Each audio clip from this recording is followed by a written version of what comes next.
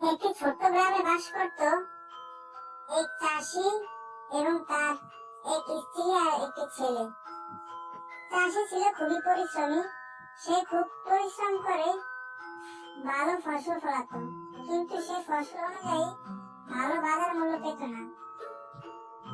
একদিন তার স্ত্রী বলল,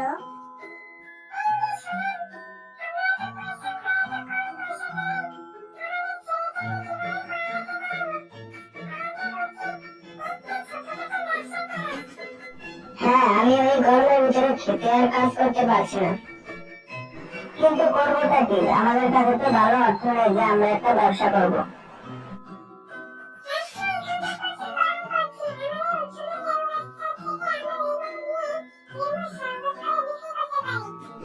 হ্যাঁ, এটা খুবই ভালো বুদ্ধি, আমি কাল থেকে এটা শুরু করবো।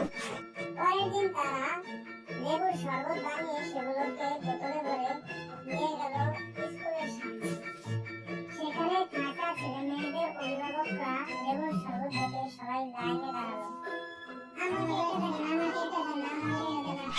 বাহ ভাই, তোমার শরবত দেখি খুবই সুন্দর। এভাবেই তার ছোট্ট ব্যবসাটি খুব ভালোভাবে চলতে থাকে এবং সে অনেক লাভবান হতে থাকে। তারপর সে একটা বড় স্কুলের সামনে একটি দোকান খুলে এবং তার ব্যবসা খুব ভালোভাবে চলতে থাকে। এই গল্প থেকে আমরা এই শিক্ষা পাই যে উদ্দেশ্য যদি সঠিক হয় তাহলে অল্প অর্থেও ভালো কাজ করা সম্ভব।